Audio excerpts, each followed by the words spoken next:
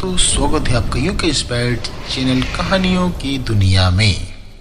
आज की जो कहानी है अकबर बीरबल की पहली मुलाकात की कहानी है। अकबर बीरबल के रोचक किस्से तो हम सदियों से सुनते आ रहे हैं, लेकिन क्या आपको पता है कि बादशाह अकबर से बीरबल की पहली मुलाकात कैसे हुई? आज की इस कहानी में हम यही जानेंगे। तो चलिए दोस्तों, कहानी की शुरुआत करते हैं। ये तो हम सभी जानते हैं कि बादशाह अकबर को शिकार का बहुत शौक था और वे किसी भी तरह शिकार के लिए समय निकाल ही लेते थे। बाद में वे अपने समय के बहुत ही अच्छे घुड़सवार और शिकारी भी कहलाए। एक समय की बात है कि बादशाह अकबर शिकार के लिए महल से निकले और घोड़े पर सरपट दौड़ते हुए उन्हें पता ही नहीं चला कि वे कब कुछ सैनिकों के साथ जंगल के काफी अंदर तक आ गए हैं। अब चूंकि बाकी जो सेना थी वो पीछे रह गई थी, अब शाम घेराई थी। बादशाह अकबर के साथ जो बचे कुचे कुछ सैनिक थे, सभी को भूख प्यास लगने लगी थी। अब धीरे धीरे शाम भी हो रही थी। अब अकबर समझ गए थे कि वे रास्ता भटक गए हैं। अब अकबर को समझ नहीं आ रहा था कि वो किस तरफ जाएं। अब वहीं से कुछ दूर जाने पर बादशाह अकबर और उनके सैनिकों को एक तिराहा नजर आया, मतलब 3 रास्ता नजर आया। अब अकबर तो बहुत खुश हो गए और साथ में जो उनके सैनिक भी थे वे भी खुश हो गए कि चलो अब तो किसी न किसी तरह से वो अपनी राजधानी आगरा पहुंच जाएंगे। अब लेकिन फिर अकबर सोचे कि जाएं तो जाएं किस तरफ। अब अकबर बहुत उलझन में थे। वे सभी सोच में थे किंतु कोई युक्ति नहीं सूझ रही थी किसी को। तभी उन्होंने देखा कि वहीं से एक लड़का उन्हें सड़क के किनारे खड़ा खड़ा घूर रहा था। अब अकबर के आदेश पर सैनिकों ने तुरंत उस लड़के को पकड़कर बादशाह अकबर के सामने पेश किया। अब अकबर ने बड़ी कड़कती आवाज में पूछा, ए लड़के, आगरा कौन सी सड़क जाती है, क्या तुम्हें पता है? लड़का मुस्कुराया और कहा कि जनाब, आपको ये भी नहीं पता कि ये सड़क नहीं चल सकती, तो ये आगरा कैसे जाएगी? महाराज, जाना तो आपको ही पड़ेगा। यह कहकर वो युवक जोर से खिलखिला के हंस पड़ा। अब अकबर के साथ जो सैनिक थे वे सभी मौन खड़े थे, क्योंकि सभी सैनिक बादशाह अकबर के गुस्से से वाकिफ तो थे। वह युवक फिर बोला कि जनाब, यहाँ तो लोग चलते हैं, रास्ते नहीं चलते हैं। इस बार यह सुनकर बादशाह अकबर मुस्कुराए और कहा, हाँ नहीं, तुम ठीक कह रहे हो युवक। अब अकबर जब उस युवक की निडरता और वाक्पटुता को देखकर बड़े आश्चर्यचकित हो गए। अकबर तुरंत उस युवक से पूछे, ये तुम्हारा नाम क्या है युवक?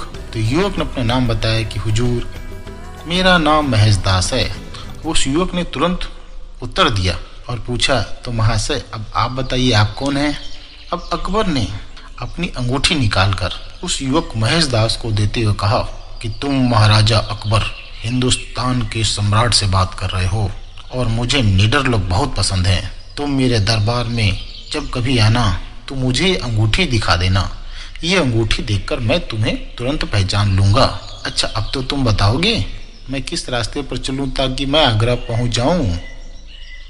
बादशाह अकबर ने उस महेशदास से पूछा। फिर महेशदास ने सिर झुकाकर आगरा का रास्ता बताया और जाते हुए हिंदुस्तान के सम्राट को दूर से देखता रहा। अब जब महेशदास कुछ सालों बाद जब बड़े हो गए तो अपना भाग्य आजमाने के लिए और बादशाह अकबर से मिलने आगरा की ओर चल दिए। अब जैसे तैसे तलाशते हुए युवक महेशदास बादशाह के महल तक तो पहुंच गए थे।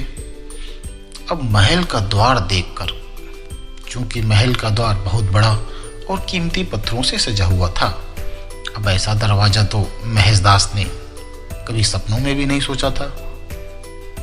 उसने जैसे ही महल में प्रवेश करना चाहा तो तुरंत रौबदार मूंछों वाले दरबान ने अपना भाला हवा में लहराते हुए उसे रोक लिया और दरबान बोला, तुम्हें क्या लगता है युवक, तुम कहाँ प्रवेश कर रहे हो, तुम्हें पता है?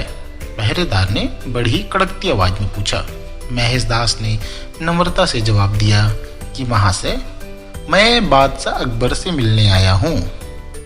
और फिर महेशदास ने बादशाह की दी हुई उस अंगूठी को दरबान को दिखाया। अब वो दरबान उस सही अंगूठी को देखकर तुरंत महेशदास को अंदर भेजने पर राजी हो गया। इस पर जो दरबान ने एक शर्त रख दी कि तुम अंदर जाओ, मैं तुम्हें अंदर जाने दूंगा, पर तुम्हें जो बादशाह अकबर जो भी इनाम देंगे उसका आधा हिस्सा तुम मुझे ला कर दोगे। महेश ने एक पल सोचा और फिर मुस्कुराकर बोला कि ठीक है, मुझे मंजूर है। और इस प्रकार महेश दास ने महल के अंदर प्रवेश किया और देखा कि महाराज अकबर सोने के सिंहासन पर विराजमान है।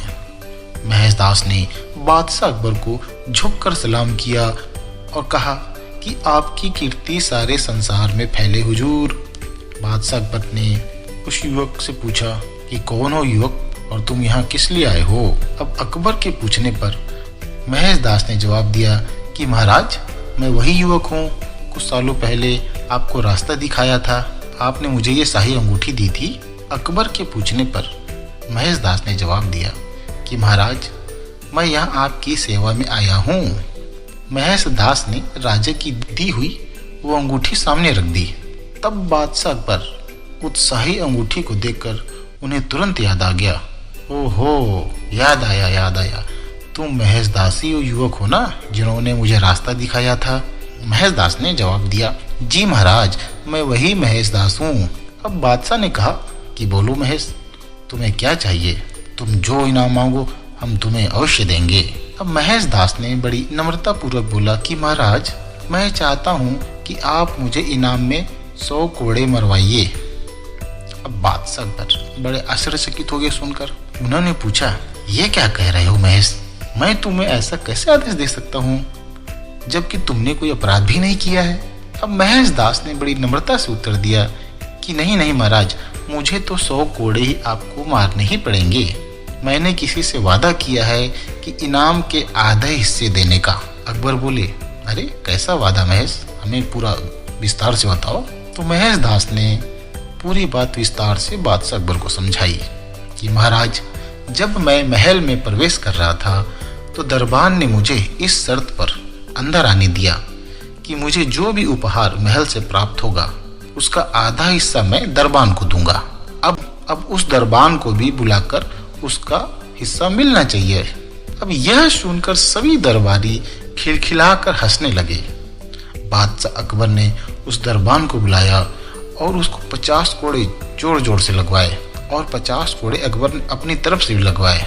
बादशाह अकबर ने महेश दास से कहा कि तुम बिल्कुल वैसे ही बहादुर और निडर हो युवक जैसे काफी सालों पहले थे। फिर अकबर बोलते हैं कि मैं अपने दरबार में ऐसे भ्रष्ट कर्मचारियों को पकड़ना चाहता था जिसके लिए मैंने बहुत से उपाय किए, किंतु कोई भी उपाय काम नहीं आया। कि बादशाह अकबर ने कहा कि तुम्हारी इसी बुद्धिमानी की वजह से महेश दास, आज से तुम बीरबल कहलाओगे, क्योंकि तुम वीर भी हो, तुम में बल बुद्धि चातुर्य समान रूप से है और तुम मेरे आज से मुख्य सलाहकार नियुक्त किए जाते हो। इस तरह से दोस्तों अकबर की बीरबल से पहली मुलाकात हुई। तो दोस्तों बीरबल अपनी हर समस्या में ही समाधान पहले ही खोज लेते थे, इसलिए बीरबल कहलाए।